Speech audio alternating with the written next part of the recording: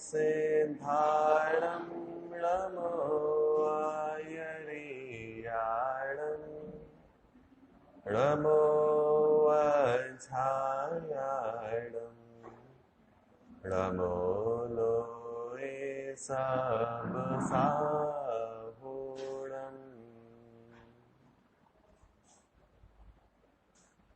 मंगलम भगवान वीरो मंगलम गातमोदणी मंगलम कुंद कुंदाद्यो जैन धर्मोस्तु मंगलम सर्वमंगल मांगल्यम सर्वकल्याणकारकम् प्रधानं सर्वधर्माणां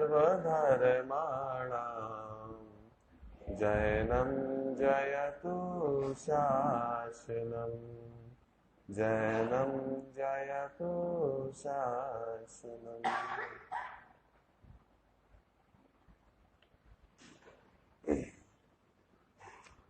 चले अपनी चर्चा इष्टोपदेश नामक ग्रंथ पर, जो कि आचार्य पूजपाद स्वामी द्वारा रचित, इस पर चल रही है। 2 श्लोक अपन इसके ले चुके हैं, तीसरा श्लोक आज अपन को इसको लेना है। मूल में चर्चा क्या चल रही थी? मूल चर्चा क्या थी?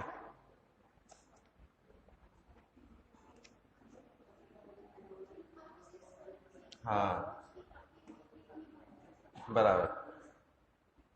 तो अपन ने मूल चर्चा क्या प्रारंभ करी थी कि आचार्य ने कहा कि जिन भावों से मोक्ष की प्राप्ति हो सकती है, क्या उन भावों से छोटे मोटे स्वर्ग आदि की प्राप्ति नहीं हो सकती क्या? तो आचार्य ने कहा ये तो सहज ही मिल जाएंगे, बराबर। फिर आगे शिष्य को प्रश्न हुआ कि भाई साहब आप कह रहे हो स्वर्ग आदि बहुत अच्छे हैं, ये तो यूं ही प्राप्त हो जाएंगे, तो क्या सुख होता है वहां पर? कैसा सुख होता है? तो इसको समझाने के लिए उन्होंने क्या कहा कि स्वर्ग में किस प्रकार का सुख होता है? कि स्वर्ग जैसे ही होता है, हम उसकी तुलना नहीं कर सकते, इतनी विशेष है कि उसकी तुलना योग्य नहीं है। बात बराबर है कि नहीं है?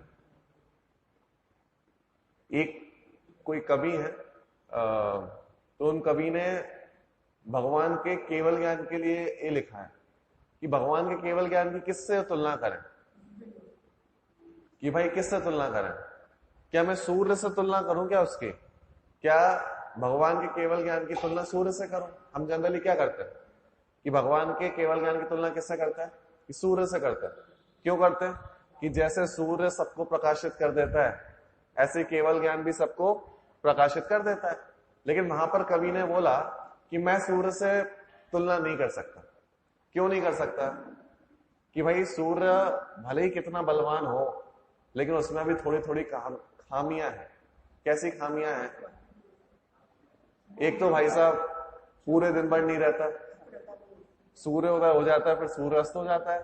केवल ज्ञान तो ऐसा हो, केवल ज्ञान में ऐसा है क्या कि एक बार हो जाए फिर चला जाए? सम्यक दर्शन में ऐसा है क्या? अरे सम्यक दर्शन में तो हो सकता है, सम्यक दर्शन एक बार हो जाए उसके बाद छूट भी सकता है, लेकिन केवल क्या? हाँ, लेकिन छायक वाला नहीं छूट सकता। औपशमिक हो, छायाशमिक हो, ये वाले तो छूट भी सकते हैं, छायक वाला नहीं छूट सकता, बराबर। लेकिन केवल ज्ञान ऐसा है, एक बार प्रकट हो गया फिर नहीं छूटेगा। तो इसकी तुलना हम किससे नहीं कर सकते? सूर्य से, क्योंकि वो तो अस्त हो जाता है। और क्या खामियां हैं कि हर तरफ तो पहुंच जाता है, लेकिन कुछ जगह ऐसी हैं जहां पर सूर्य भी नहीं पहुंच पाता। समझ में आ रही कि नहीं आ रही? कौन सी जगह ऐसी? जैसे गुफाएं हैं, जंगल के बीच वाला क्षेत्र है। एक कवि के लिए बोलते हैं ना कि जहां ना पहुंचे रवि वहां पहुंचे कवि। क्यों बोलते हैं?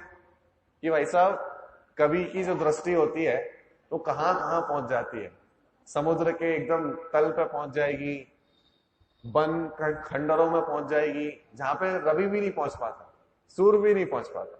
बात बराबर?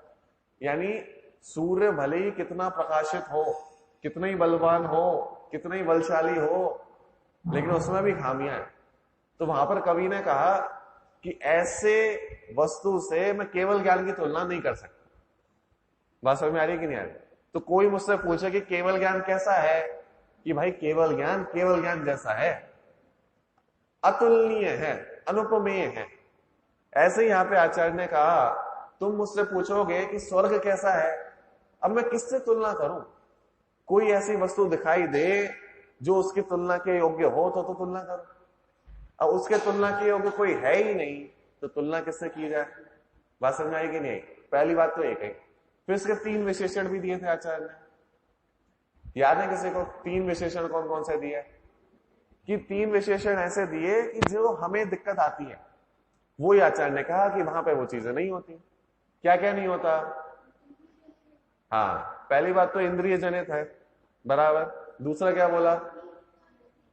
दीर्घ काल तक रहता है, ठीक है। दीर्घ कालोपलालितम बोला था अपन ने, कि अपन को लगता है कि हमारा सुख तो कैसा है, क्षणभंगुर है, 2 मिनट में आता है, 2 मिनट में चला जाता है। भोजन किया, फिर भूख लगने लगती है। अभी दोपहर का करके, सुबह का करके ही उठे थे, फिर शाम को भूख लगने लगती है। बढ़िया खीर खाई हो, बढ़िया मस्त एकदम मीठी मीठी, स्वाद कितनी देर तक रहता है मुंह में? अरे पानी पिया कि नहीं, स्वाद गया। पानी पिया और स्वाद गया, फिर तो कुछ भी करते रहो, स्वाद नहीं आने वाला। कुछ लोग तो क्या करते हैं कि नहीं, बढ़िया खीर खाई है, पानी अब 1 घंटे बाद पिएंगे, स्वाद तो बना रहे थोड़ी देर। बात समझ आ रही कि नहीं? तो हमारा सुख कैसा है कि बहुत क्षणभंगुर सा है। तो वहां पे आचार्य ने कहा कि भाई वहां का सुख जो है ना, वो बहुत ही अलग है। दीर्घ कालोपलालितम, बहुत दीर्घ काल तक चलने वाला है, क्षण में नष्ट होने वाला नहीं है, बराबर। तो ये दूसरा विशेषण दिया। पहला क्या दिया था? इंद्रियों से उत्पन्न होता है। दूसरा दिया दीर्घ कालोपलालितम। तीसरी चीज हमें क्या दिक्कत करती है? हाँ, कि भाई साहब हमारा सुख तो है हमारे पास, हमारी धन वैभव सामग्री तो है, लेकिन कब तक? कि अभी कोई आएगा, कोई चुरा के ले जाएगा, कोई गवर्नमेंट वाला आएगा, कहेगा अतिक्रमण हो गया, हटा दो, हमने बड़ा सा बड़ा बंगला बना दिया, नहीं भाई साहब यहां पे तो रोड डलनी है, हटा दो। हमने नई की नई गाड़ी ली, कोई ठोक के चला गया, भाई साहब खत्म। कितनी देर तक रहने वाला है? तो वो वस्तु के आने पे जो आतंक मचा रहता है, क्या बोला? वस्तु के आने पे जो आतंक मचा रहता है, आतंक हमारे मस्तिष्क में मचा रहता है ना, कि भाई साहब अब क्या होगा, अब क्या होगा, कब तक, कैसे, कहां संभालूं, तो उसे कहते हैं आतंक, जो हमारे मस्तिष्क में चलता रहता है। जितनी ज्यादा सामग्रियां, उतना ज्यादा आतंक। क्या बोला? अब आप सोचोगे नहीं हम तो बिल्कुल निर्भर हैं। आप विचार करना, हम सभी विचार करें एक बार। आप विचार करना, जितनी ज्यादा सामग्रियां होंगी उनको संभालने का उतना भाव होगा, बराबर। जितनी सामग्रियां उनको संभालने के उतने भाव, और जितना ज्यादा भाव उतना ज्यादा आतंक, कि भाई इसको कोई ले ना जाए, इसको कोई ले ना जाए। एक गुप्त रूप से हमारे मन में चलता रहता है, हमें पता भी नहीं चलता। एकदम से भार होता है, भार, और हमें पता नहीं चलता, लेकिन हम उसे लिए हुए डोलते रहते हैं। आपको एक एग्जांपल देता हूं। मोक्ष मार्ग प्रकाशक में जीव अजीव तत्व की संबंधी भूल है, बराबर, पढ़ी होगी आप लोगों ने। अब हमें समझ में नहीं आती अजीव तत्व संबंधी भूल होती कैसे है, कि हम इसको अपने रूप कैसे मान लेते हैं, बराबर, नहीं आती समझ में। अब मैं उदाहरण देता हूं। मानो एक बहुत अच्छे जूते खरीद के लाए, बराबर, जूते बढ़िया नए के नए, पहली बार शादी में पहने हुए हैं, बराबर, और बहुत महंगे हैं। अपन को तो उदाहरण में क्या है, बहुत महंगे ले लो, 1 लाख के रुपए अपन ने जूते लेके आए, बराबर, एकदम चमचमाते हुए, और पहली बार शादी में पहने अपन ने। अब शादी है, थाली सजी हुई है, अपनी नहीं दूसरे की सजी हुई है, उसमें चटनी रखी है। अब कोई आया और गलती से वो चटनी जूतों पे गिर गई। सुनना ध्यान से, चटनी कहां गिरी है? जूतों पे। आहा कहां से निकली? यहां से। हमारे ऊपर गिरी थी क्या? गर्म थी क्या? नहीं। दर्द हुआ क्या? नहीं। गिरी वहां पे, दर्द यहां पे हुआ। इसे कहते हैं अजीब तत्व संबंधी। इसे कहते हैं एकत्व, जो हमें पकड़ में नहीं आता। गंदा वो हो रहा है, दर्द हमें हो रहा है। टूट फूट वहां पे हो रही है, आहा कहां से निकल रही है? जूते ने कोई कंप्लेन करी क्या कभी किसी का? यार उसने वो चटनी गिरा दी, तुमने कुछ कहा ही नहीं। जूतों ने कभी कुछ कंप्लेन करी क्या? नहीं। उससे तो कुछ नहीं कहा, वो तो बड़ा भीतरागी भाव से वहां पे पहना हुआ था, पड़ा हुआ था, वो तो कुछ नहीं कहता। लेकिन वहां पे कुछ हुआ और दर्द यहां पे हुआ। नई की नई गाड़ी लेके आए, कुछ ने खरोच दिया, खरोच वहां पे पड़ी, लेकिन ऐसा लगा कि बिल्कुल यहीं पे चीर दिया। हाँ, सीने पे एकदम किसी ने वार कर दिया। बात समझ में आ रही कि नहीं आ रही? इसे कहते हैं अजीव तत्व संबंधी गुण, जीव तत्व संबंधी गुण। एकत्व कि इतना एकत्व है, हमें पकड़ में नहीं आ रहे। अभी मैं पूछूं कि यार जितनी ज्यादा सामग्रियां हैं, क्या आपको एकत्व है? क्या आपको दुख है उसका? हम कहेंगे क्या दुख है, हमें तो विकल्प भी नहीं आ रहा। लेकिन अचानक से बस एक कॉल आ जाए कि वहां पे कुछ हो गया है, हमारी दुकान में आग लग गई है, कुछ भी हो गया है, आग लगेगी वहां पे, लेकिन यहां पे सीना जल जाएगा पूरा, बैठ नहीं पाएंगे यहां पे। बात समझ में आ रही कि नहीं आ रही? अब विचार करो, जितनी ज्यादा सामग्रियां बढ़ती जा रही हैं, उतना ज्यादा भार बढ़ता जा रहा है। बढ़ता जा रहा है कि नहीं बढ़ता जा रहा है? हम मुनिराजों को परम सुखी क्यों कहते हैं? क्योंकि भाई साहब सारा भार ही उतार के अलग कर दिया है। किसका परिग्रह, किसका भार? और जब भारी नहीं होगा तो दुख क्यों होगा? बात समझ में आ रही कि नहीं आ रही? तो ये बात कहां से ली? आतंक से। आतंक कि हमारे मस्तिष्क में जितनी ज्यादा वस्तुएं होती हैं, उसका भार उतना ज्यादा होता है, और जितना ज्यादा भार होता है हमारा मस्तिष्क, उसका उतना ही आतंक मचाए रखता है कि कब तक रहेगी, कैसे रहेगी, कब तक संभालूं, कैसे संभालूं। बात समझ में आ रही कि नहीं आ रही? तो ये तो हमारा हो गया आतंक। अब आचार्य ने कहा कि भाई स्वर्ग में ऐसा आतंक नहीं है। क्यों? क्योंकि वहां पे एक तो क्या है, युद्ध आदि नहीं होने वाले। अचानक से यहां पे घोषणा हो जाए कि नहीं, हमारा पड़ोसी मित्र देश के साथ युद्ध होने वाला है, पूरे देश में हड़कंप मच जाएगी। मचेगी कि नहीं मचेगी? हर चीज के भाव ऊपर चले जाएंगे, सब लोग सालों की प्रिपरेशन करने चले जाएंगे। होगा कि नहीं होगा? लेकिन वहां पे ऐसा कुछ नहीं है, ना युद्ध होने वाला है, ना आपका पड़ोसी आपसे जलने वाला है, कुछ नहीं होने वाला वहां पे। तो आप बढ़िया मस्त रहने वाला। तो स्वर्ग के 3 विशेषण उन्होंने बताए थे, बराबर। कौन कौन से?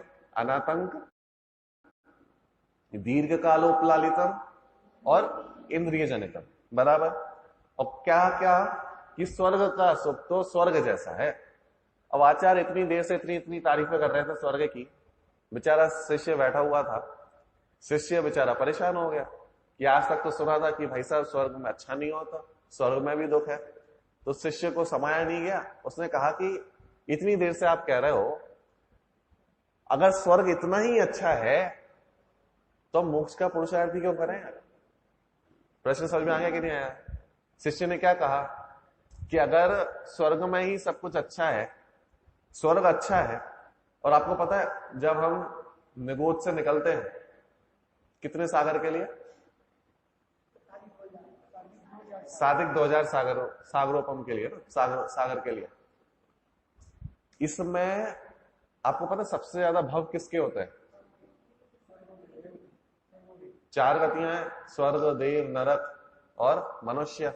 तो सबसे ज्यादा तो मनुष्य, अपन दिन भर में क्या करते हैं? सबसे ज्यादा पाप करते हैं भाई। 1-2 घंटे पुण्य भी कर लिया, बाकी के 22 घंटे क्या करते हैं? पाप ही करते हैं। अगर पूरे दिन का अपन हिसाब लगाएं तो अगर इतना जीव पाप कर रहा है, तो अगर अपन निगोद से साधिक 2000 सागर के लिए निकले हैं, तो सबसे ज्यादा भव किसके होना चाहिए? नरक के होने चाहिए या तिरंज के होना चाहिए? सबसे ज्यादा भव किसके होते हैं? स्वर्ग के। सबसे ज्यादा भव स्वर्ग के होते हैं। लगभग कितने? 1260 सागर स्वर्ग के होते हैं और 746 740 नाक के होते हैं, बाकी के जो साधक बच जाते हैं, हाँ, जो साधक बच जाते हैं उसमें आते हैं अपन जैसे मनुष्य, त्र्यंच। बाकी के बड़ी बड़ी गणना तो किसकी है? स्वर्ग और देवों की है, स्वर्ग और नारकियों की है। और उसमें भी स्वर्गों की लगभग दुगनी है, लगभग दुगनी समझ लो। तो शिष्य को प्रश्न हुआ कि भाई साहब, एक तो इतने ज्यादा भव है, बराबर, अगर हम निकले भी तो आराम से वहां पे बहुत ज्यादा समय व्यतीत कर सकते हैं, और स्वर्ग में आप कह ही रहे हो इतना अच्छा अच्छा सब सुख है, तो मोक्ष का पुरुषार्थ ही क्यों करें? मूल प्रश्न यहां पर खड़ा होता है, बराबर। अब इसकी एक बार उत्थानी का पढ़ता हूं और फिर अपन देखते हैं आचार्य ने क्या उत्तर दिया इसका, ठीक है।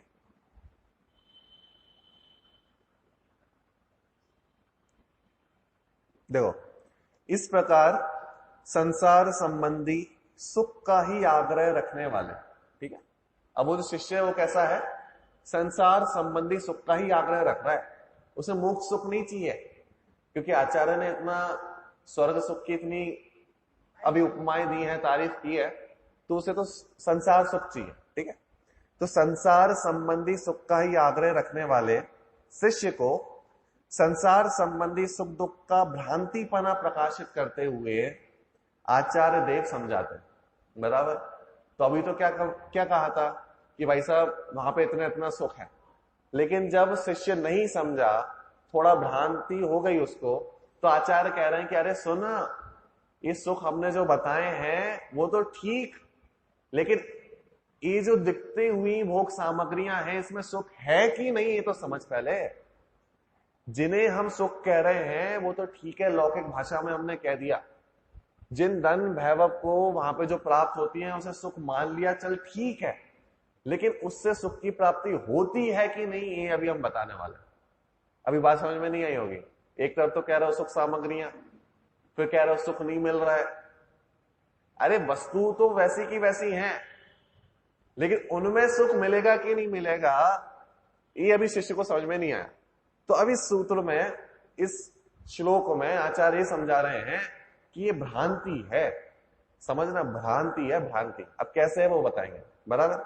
देखो एक श्लोक बोलता हूं मैं,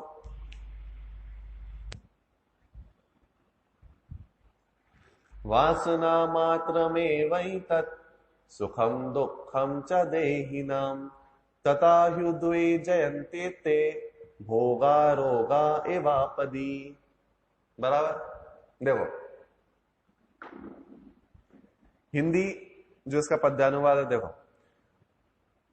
सुख दुख केवल देह की मात्र वासना जान, शब्दों को देखना है ना, सुख दुख मात्र देह की मात्र वासना जान, करे भोग भी विपत्ति में व्याकुल रोग समान, बराबर। एक सामान्य अर्थ समझ में आएगी नहीं आए? देखो एक बार इसका अन्वय अर्थ पढ़ देता हूं, फिर इसकी चर्चा करते हैं ना। देहधारियों के वह सुख और दुख, एक एक शब्द पकड़ना, देहधारियों के मतलब अपन जैसे जीवों के वह सुख और दुख केवल वासना मात्र ही है। क्या बोला? केवल वासना मात्र ही है। एक लाइन में निपटा दिया पूरा। अब इसका भाव तो समझ में नहीं आया होगा, अभी वासना मात्र समझाता हूं। अब पहले को पढ़ देता हूं फिर समझाता हूं, ठीक है। देहधारियों के वह सुख और दुख केवल वासना मात्र ही होता है, तथा वह सुख दुख रूप भोग आपत्ति के समय रोगी की तरह उद्वेलित करते हैं। बस इतना सा भाव है। अब देखो क्या बोल रहे हैं, एक लाइन में आचार्य ने बोल दिया कि वह सुख और दुख जो है ना वो सिर्फ वासना मात्र है। अब वासना मात्र का अर्थ क्या है कि भाई साहब सिर्फ काल्पनिक है। एक छत्र चूड़ामणि जो ग्रंथ है अपना, वादीप सिंह सूरी द्वारा रचित है, जीवनधर स्वामी की उसमें गठित रचना है।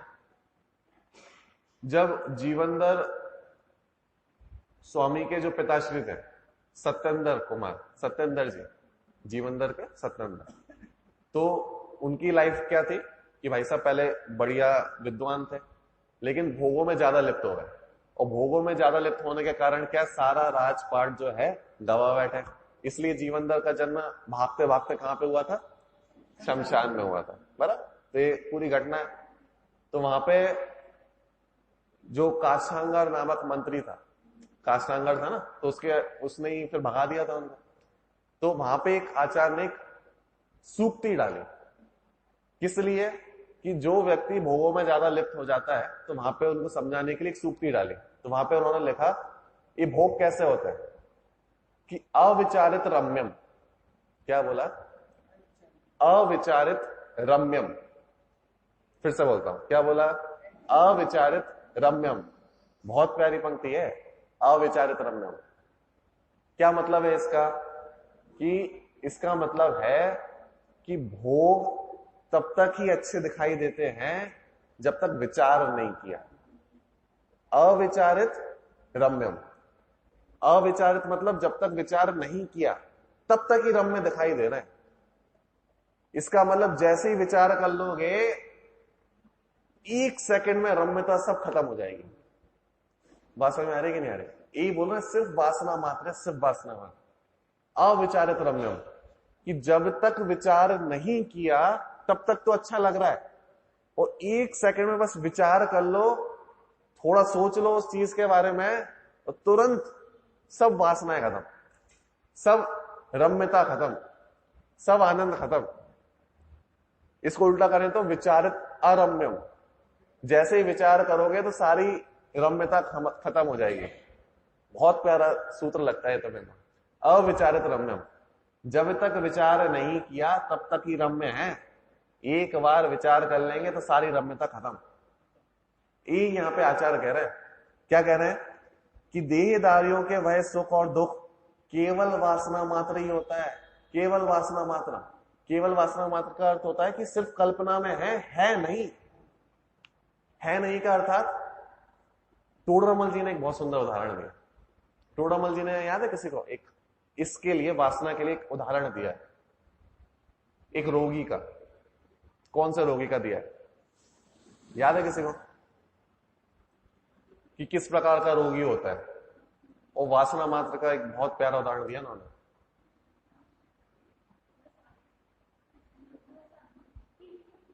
प्रारंभ के अध्यायों में, 3 से 4 अध्याय में होगा, खाज का रोगी। खाज की बीमारी होती, खाज की बीमारी, हाँ, खाज का रोगी होता है,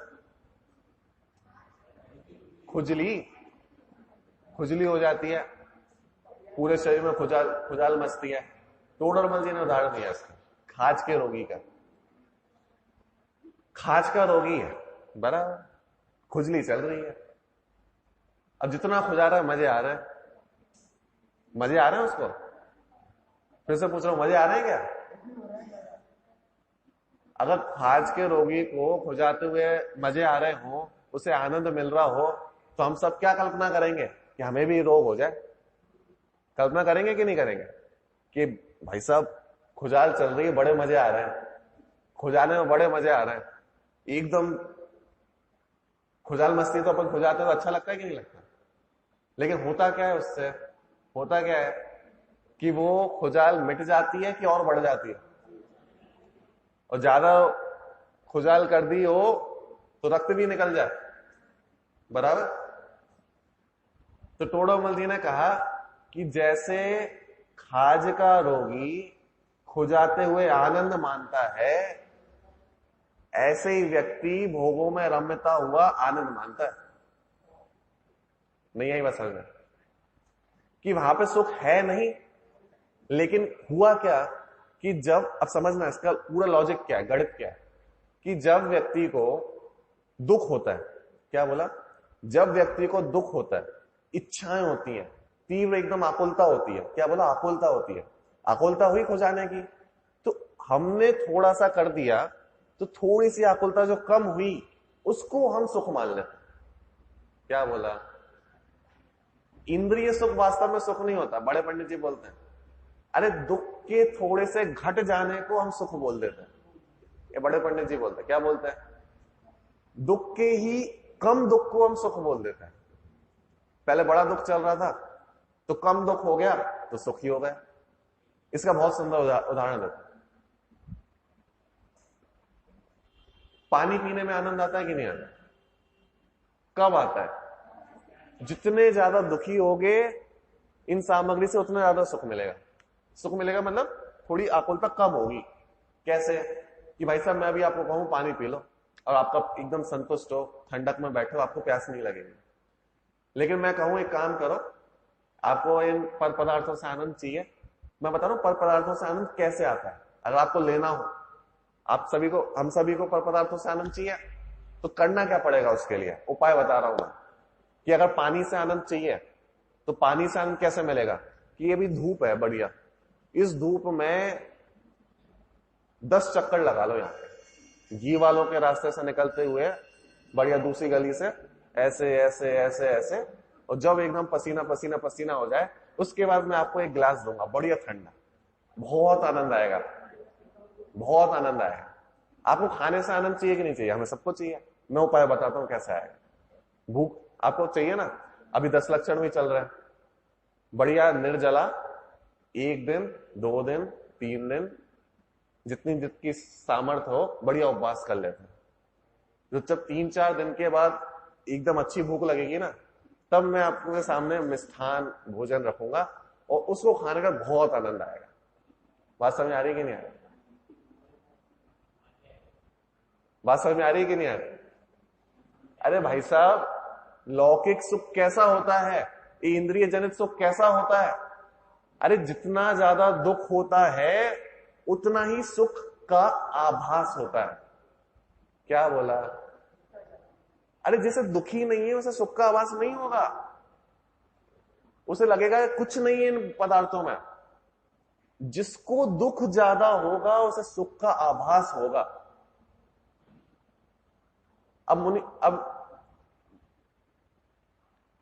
अब जैसे किसी व्यक्ति को इच्छा ही नहीं है, समझना, जिसको जितना ज्यादा दुख, जितनी ज्यादा इच्छाएं, जितनी ज्यादा आकुलताएं, अगर उस व्यक्ति को वो चीजें मिल जाएंगी तो उसको थोड़ा सा आभास होगा सुख का। अब किसी को इच्छा ही नहीं है। बात समझ में आ रही कि नहीं आ रही?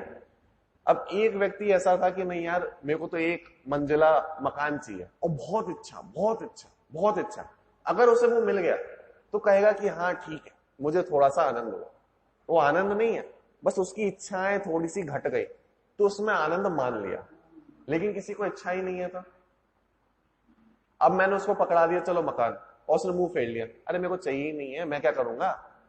बात समझ में आ रही कि नहीं? मुझे करना क्या है, मेरे को इच्छा ही नहीं है। तो उससे सुख होगा क्या? सुख नहीं, दुख थोड़ा कम होगा क्या? अरे उसे दुख था ही नहीं तो कम क्या होगा? बात समझ में आ रही कि नहीं आ रही?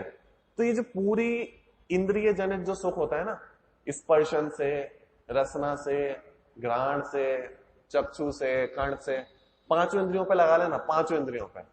जिसको जितना ज्यादा पूर्व में दुख होता है, आकुलता होती है, इच्छाएं होती हैं, तो वस्तु के मिलने पर बस वो थोड़ी सी कम हो जाती है, उसको हम कहते हैं कि हाँ क्षणिक आनंद या क्षणिक सुख मिल गया। वास्तव में वो सुख होता नहीं है, क्योंकि इंद्रिय जनित सुख ऐसा होता है, उसके लिए आपको पहले दुखी होना पड़ेगा तब जाके वो सुख का आभास होगा। अच्छा ऐसा नहीं होता तो क्या होता? मेरे को तो टोडरमल जी का सही में इतना मजे आते हैं। वो 3रा 4था अध्याय उन्होंने जो लिखा है प्रारंभ के, मतलब पूरा यही ये लिखा है उन्होंने। आप अगर उसको पढ़ोगे, मतलब जैसे अपन कहते हैं ना फिलॉसफी, साइकोलॉजी, दर्शन, मतलब उन्होंने दुनिया को देखते हुए अपना जो एक दृष्टिकोण बनाया, और दृष्टिकोण से जो लिखा हुआ है वो किसी फिलॉसफी से कम नहीं है।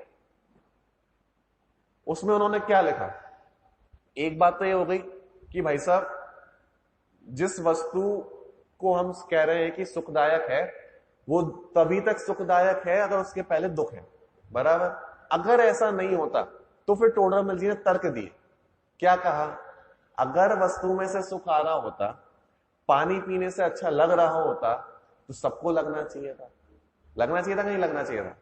भाई एक व्यक्ति वो जो प्यासा है, और एक व्यक्ति जो हम अभी अभी पानी पी के आए हैं, किसको ज्यादा राहत मिलेगी? अरे जो प्यासा होगा, जो पहले से संतुष्ट है, उसको क्या ये पर पदार्थ, ये जो वस्तुएं हैं क्या कर पाएंगी? कुछ भी नहीं कर पाएंगे। एक तर्क, एक टोडरमल जी का तर्क बोल रहा हूं मैं। फिर एक तर्क उन्होंने इसके आगे भी दिया। चलो ठीक है, दो व्यक्तियों में हमने खड़ा किया ना, दो व्यक्तियों को हटा दो, एक ही व्यक्ति को खड़ा करो। हमें जो सामग्री आज अच्छी लग रही है, वो क्या कल भी अच्छी लगेगी? क्या लगती है? हम जो कपड़े आज लेके आए, आज जो साड़ी अपन लेके आए, जो हम शर्ट आज लेके आए, कितनी अच्छी लग रही है। नई नई शर्ट, नई नई साड़ी, एकदम मस्त। इसको तो हम कब पहनेंगे? जब एक आध कोई नई शादी होने वाली होगी, तभी खोलेंगे इसका। अब बताना, ऐसी कितनी साड़ी, कितने सारे कपड़े हमने लिए होंगे यही सोच के एकदम नए हैं, अच्छे हैं, अच्छे हैं। एक दो साल बाद कैसे लगने लगते हैं वो? हटा दो। हाँ, ये तो दे दो, किसी को दे दो। होता है कि नहीं होता? जो वस्तु आज हमें बहुत अच्छी लग रही है, वही वस्तु कल हमें बुरी लगने लगती है। ये टोडरमल जी के तर्क हैं। पहले उन्होंने कहा कि एक वस्तु सबको अच्छी नहीं लगती, दो व्यक्तियों में उन्होंने अंतर डाल दिया कि भिन्न भिन्न जाति के लोग हैं। चलो फिर उन्होंने कहा भिन्न भिन्न जाति के लोगों को हटा दो, एक ही व्यक्ति को खड़ा कर दो। अब एक ही व्यक्ति को एक चीज हमेशा अच्छी नहीं लगती। हो सकता है बचपन में हमें नमकीन खाना बहुत पसंद हो और बाद में नमकीन को देखते ना हो मीठा खाना पसंद हो गया। होता है कि नहीं होता? पहले हमें नहीं भाई साहब लड्डू चाहिए, और उसके बाद लड्डू की तरफ देखे नहीं। यानी एक वस्तु सदाकाल अच्छी नहीं लगती। अच्छा चलो ठीक है, सदाकाल को भी हटा दो, अगर बहुत सारी मिल जाए तो भी अच्छी नहीं लगती। बोलो, बात समझ में आएगी नहीं? अगर भाई रसगुल्ले अच्छे लग रहे हो तो भाई एक रसगुल्ला खा लो, दो खा लो, बहुत ज्यादा तीन खा लो।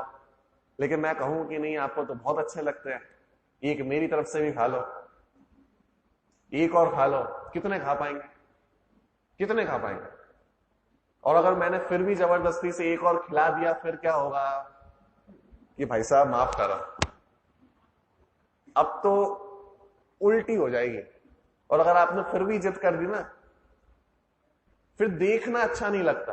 क्या बोला? देखना अच्छा नहीं लगता उन पर पदार्थों की तरफ। होता है कि नहीं होता? 5 मिनट अंतर कितना पड़ा होगा? 2 मिनट भी अंतर नहीं पड़े होंगे। रसगुल्ले खाए हमने, कितना अंतर पड़ा होगा? 2 मिनट पहले जिसकी बहुत इच्छाएं थी, 2 मिनट बाद कोई उसकी शक्ल भी दिखा दे। कभी कभी होता ना, एकदम भरा पेट हो, एकदम मस्त, पूरा भर गया हो पेट, शादी का भोजन करके आया हो, विवाह का भोजन करके आए हो, या घर में भी कुछ अच्छा बनाओ और एकदम मस्त खा लिया हो, पूरे दोनों टाइम का एक साथ खा लिया हो, भर गया हो पेट। और उसके बाद ऐसा होता है ना, जिसने पहली शिफ्ट में खा लिया हो भोजन, अब दूसरी शिफ्ट में खिलाना है और अपना पेट एकदम भरा हो, और सामने वाला एकदम भूखा है, खिलाना है। तो उन चीजों की तरफ देखते ही कैसा लगता है, दिखाओ भी मत। अब तो होता है कि नहीं होता? कितना अंतर पड़ा है अभी इसमें? अरे आधा घंटा भी नहीं बीता होगा, 15 मिनट भी नहीं बीते होंगे, अभी तो खा के उठे हो। जो चीज कह रहे थे कि लाओ लाओ थाली में ले आओ, अब उसको कह रहे हो दिखाओ भी मत, ये तो हम नहीं परोसेंगे, हम तो पानी परोसेंगे। बात समझ में आ रही कि नहीं आ रही? ऐसा होता है कि नहीं होता? तो इनसे क्या कह रहे हैं आचार्य? आचार्य मतलब टोडरमल जी का सही में, मैं तो कह रहा हूं एक दो बार पढ़ाओ, 3-4 मतलब जो पहले से 4 अध्याय है वो तो जितनी बार हो सके उतनी बार पढ़ लो। मतलब इतने प्यारे प्यारे तर्क दिए उन्होंने। पहले उन्होंने कहा कि नहीं भाई साहब, ये एक ही वस्तु सब व्यक्तियों को अच्छी नहीं लगती। अच्छा मैं पूछूं कि बरसात अच्छी होती है कि नहीं होती? बरसात अच्छी होती है कि नहीं होती? अब मैं कहूं कि भाई साहब, एक पड़ोसी था जिसका खेत था और वहां पे बरसात नहीं हुई थी, वो चाहता था एकदम मस्त तेजी से बारिश हो जाए। उसी का जस्ट पड़ोसी, ज्यादा अंतर नहीं है, एक घर बगल में, वहां पे कोई महिला थी जिसने हफ्ते भर के कपड़े एक साथ धो के सुखाए थे। 20-25 कपड़े होंगे एक साथ लगे थे लाइन से। अच्छा डाले नहीं थे अभी, डाल तो पहले दिए थे, सूख गए थे, बस सूखने ही वाले थे, और फिर बारिश हो जाए। बोलो। अब बारिश किसकी सुने कि यार ये चाहता है कि बारिश हो जाए, ये चाहता है कि बिल्कुल भी ना हो। अगर हमारी ये तर्क भी टोडामल जी का है। उन्होंने कहा हमारी इच्छा से यदि वस्तु में कुछ हो रहा होता तो भाई साहब दुनिया उलट पुलट हो जाती। किसकी सुनती? बगल वाला कह रहा है कि बारिश हो जाओ, यहां वाला कह रहा है कि अभी हो मत जाना। अगर बादल सुन के बरस रहे होते तो भाई साहब बादल तो कह रहे होते कि माफ करो हम तो जा रहे हैं। तुम कह रहे हो यहां पे कैसे बरसते वो, एक घर को छोड़ के आसपास में बरस जाते। भाई साहब संभव नहीं है। बात समझ में आ रही कि नहीं आ रही? तो ये उन्होंने बोला कि इच्छाओं से पर पदार्थ वस्तुएं जो होती हैं अपनी इच्छा अनुसार परिणमित नहीं होती। क्या बोला? हमारी इच्छा के अनुसार वस्तुएं परिणमित नहीं होती। ये जो मैं किसका अर्थ कर रहा हूं, कौन से शब्द का अर्थ कर रहा हूं? वासना मात्र। वासना मात्र। ये जो बोला ना आचार्य ने कि देहधारियों के वह सुख और दुख केवल वासना मात्र ही है। अरे केवल वासना मात्र ही है क्या मतलब क्या? कि केवल कल्पना जन्य है, केवल अविचारित नम्यम ही है। अरे जब तक हमने कल्पना में सोचा है कि अच्छी है तो अच्छी है, और एक पल को हम बोल रहे हैं कि नहीं बेकार है तो बेकार है। भाई मैंने जो घड़ी पहनी है, मेरे को जब मैं लाया तो मेरे को लग रहा है बहुत अच्छी है। अब कोई व्यक्ति आए कि अरे अब मेरे को आनंद हो रहा है इसमें, कोई कहे कि नहीं ये तो इससे भी अच्छी घड़ी आ गई है मार्केट में, ये तो कुछ भी नहीं है, ये तो ओल्ड फैशन हो गई है। अब मेरे को कैसे लगने लगेगी पहनते पहनते? सिर्फ उसके कथन के अनुसार। इसमें कुछ बदला क्या? कुछ भी बदला क्या इसमें? कि कुछ नहीं बदला। बदला कहां पे? बस यही है सब कुछ, यही है सब कुछ। यहीं से आनंद की हम कल्पना करते हैं, यहीं से आनंद का अभाव होता है। यहां पे कुछ भी नहीं होता, वस्तुएं वैसी की वैसी धरी रहती हैं। बात में आ रही कि नहीं आ रही?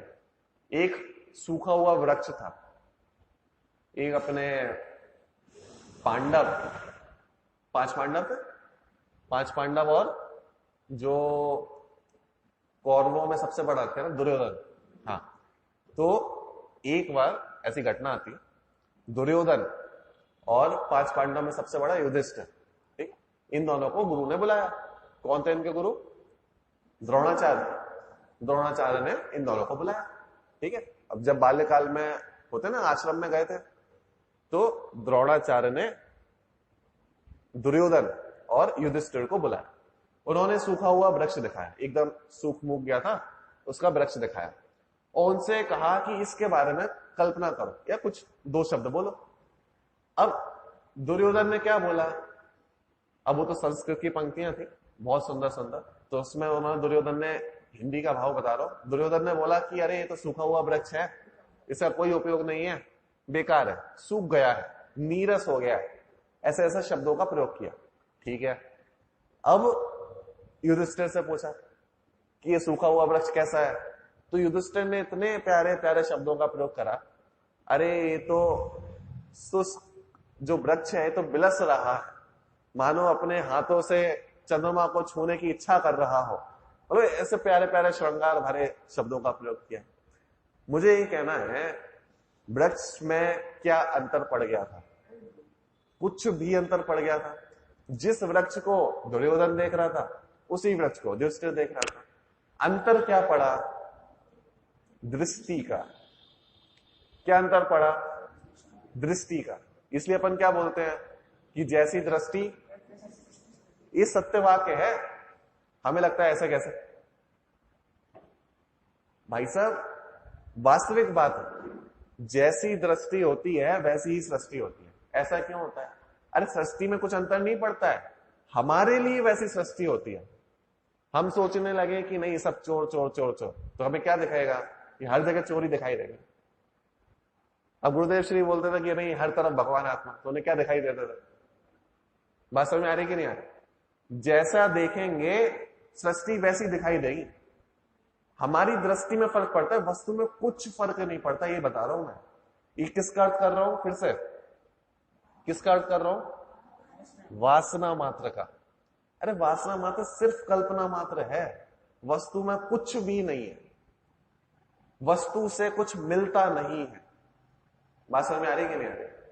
वस्तु से कुछ प्राप्त होता नहीं है, हमारी कल्पना से हमने उसमें आनंद माना तो ठीक, हमारी कल्पना से हमने उसको बुरा माना तो ठीक। समझ में आ रही कि नहीं आ रही? मतलब ये पूरा खेल जो है हमारे मस्तिष्क का, हमारी दृष्टि का, हमारी बुद्धि का, बराबर? ये बात समझ में आई कि नहीं आई? क्या बोला? देहधारियों के वह सुख और दुख, अब इसमें दुख को भी जोड़ा है, सिर्फ सुख को नहीं। बड़ी बात समझना, सिर्फ सुख को नहीं जोड़ा है, सुख और दुख दोनों ही वासना मात्र हैं, दोनों ही। क्यों? कि भाई साहब ये मेरा शत्रु, ये जब भी आ जाता है मेरे को बहुत कष्ट होता है, बहुत दुख होता है। अरे गलत बोल रहे हैं। क्यों गलत बोल रहे हैं? उसके आ जाने से दुख नहीं हुआ है। क्यों? अरे वो तो 10 लोगों के सामने भी तो आ रहा है, उससे दुख हो रहा होता तो सबको होता। हमने अपनी कल्पना में उसको बुरा माना, और जब जब वो मेरे सामने आता है तो मुझे दुख होता है। बात समझ में आ रही कि नहीं आ रही? पर पदार्थ से ना सुख होता है और ना ही दुख होता है। सुख और दुख दोनों ही कैसे हैं? केवल वासना मात्र ही है। क्या बोला? केवल वासना मात्र ही है। इसलिए शब्द क्या बोला? अविचारित रम्यम। ये सूत्र मेरे को सही में बहुत प्यारा लगता है, अविचारित रम्यम। क्या अर्थ है इसका? कि जब तक विचार नहीं किया तब तक ही रम्य दिखाई दे रहे। एक बार विचार कर लेंगे तो वो ही चीज रम्य दिखना खत्म हो जाएगी। बराबर? देखो, देहधारियों के वह सुख और दुख केवल वासना मात्र ही होता है। तथा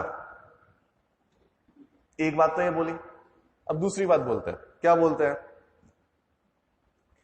तथा वह सुख और दुख रूप भोग जो है वह आपत्ति के समय, ध्यान से सुनना, वह आपत्ति के समय रोगी की तरह उद्वेलित करते हैं।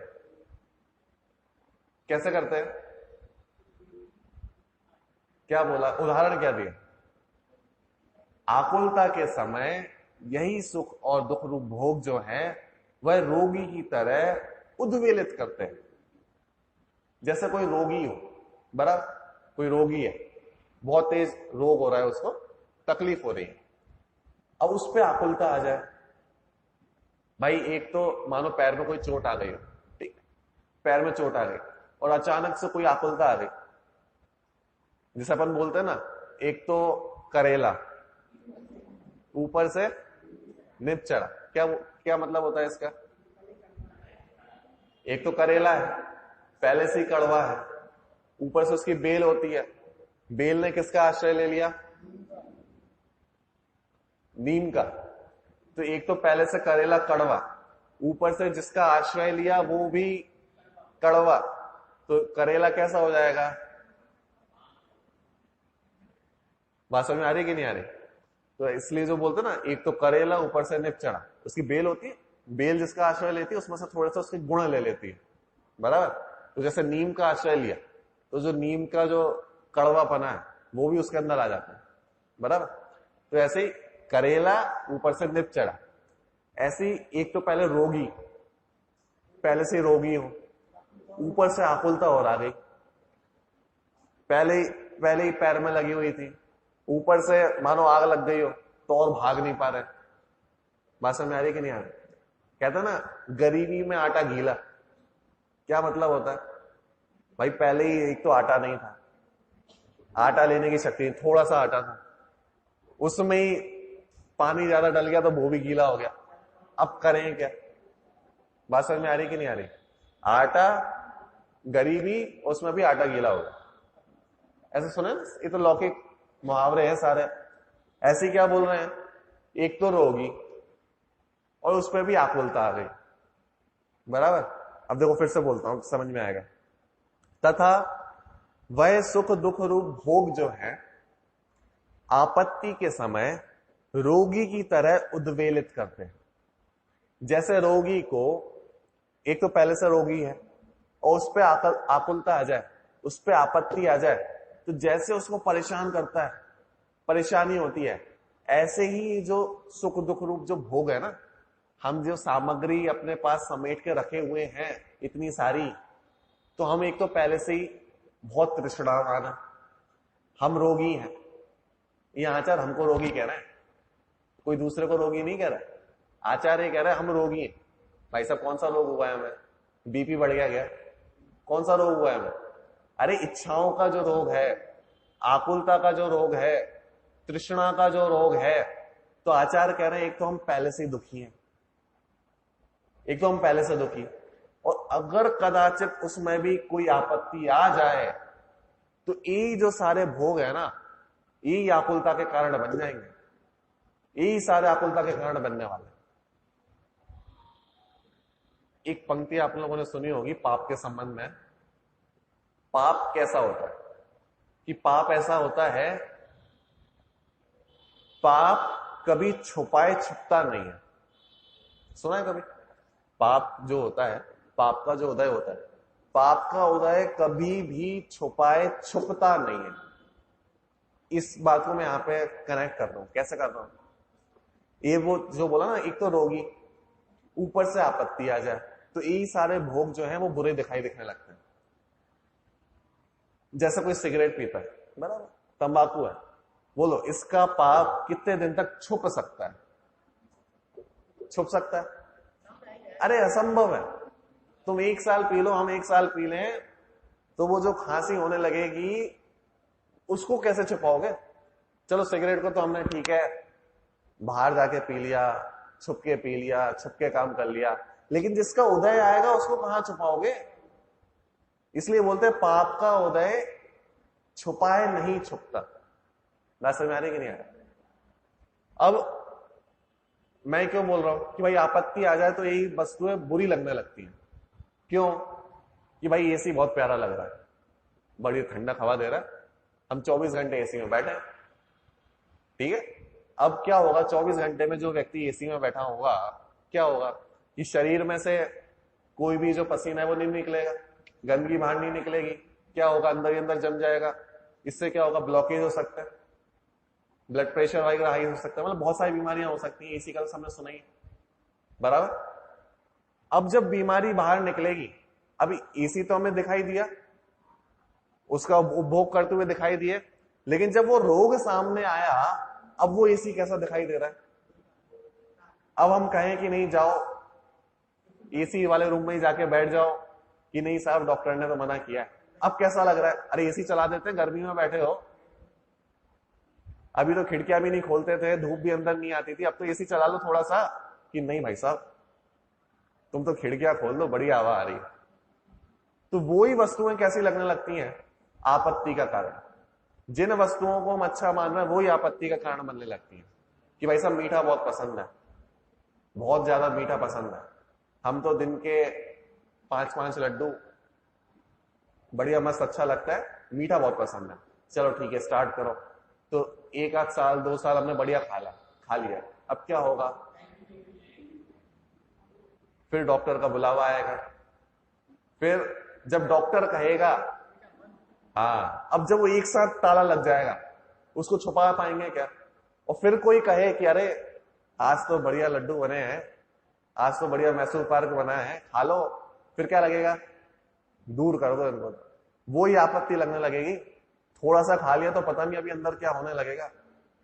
तो जो पहले अच्छे लगते थे, जो रोग के कारण थे, हम रोगी थे ना, हम रोगी थे मतलब तृष्णा थी, हमने तृष्णा थी, ऊपर से आपत्ति आ गई, वही रोग के कारण लगने लगे, तो क्या होगा? तो यही होगा जो आचार्य बता रहे। तो जैसे रोगी को आपत्ति के, पहले से कोई रोगी हो, उस पर कोई आपत्ति आ जाए तो जैसे रोगी उद्वेलित हो जाता है, ऐसे ही कोई व्यक्ति जो पहले से रोगी है, रोगी मतलब जिसको बहुत सारी इच्छाएं हैं और जो इन पर पदार्थों में सुख मान रहा है, इस पे कोई आपत्ति आ जाए तो वो ही सारे पदार्थ इसको अहितकर लगने लगते हैं, वो ही सारे पदार्थ उसको अहितकर लगने लगते हैं। ये क्यों बता रहे हैं आचार्य इतना सब कुछ? क्यों बता रहे हैं? अरे इसलिए बता रहे हैं क्योंकि ये शिष्य को स्वर्ग का जो वैभव थे वो अच्छे लग रहे थे। अब वो बता रहे हैं कि भाई ठीक है, स्वर्ग में वस्तुएं तो हैं, वस्तुएं तो बहुत मिलेंगी, लेकिन उन वस्तुओं से सुख नहीं मिलेगा। बात समझ में आ रही कि नहीं आ रही?